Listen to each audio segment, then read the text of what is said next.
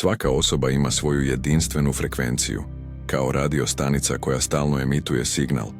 Taj signal nisu samo reči, već zbir tvojih misli, emocija i uverenja. Kada govoriš, tvoj glas nosi vibraciju tvog unutrašnjeg stanja.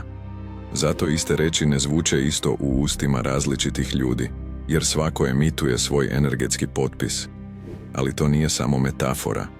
Nauka to zove utelovljena simulacija.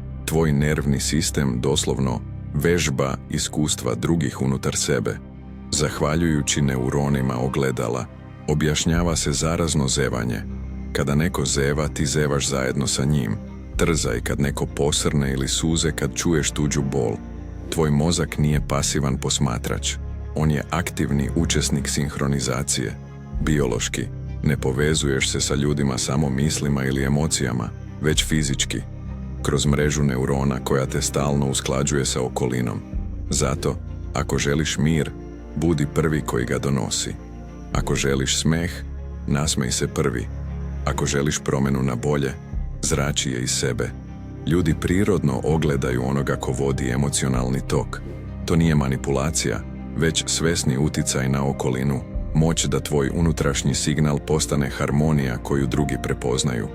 Nulto stanje bića nije praznina, već stanje unutrašnjeg deteta, čisto, prisutno i bez lutajućih misli.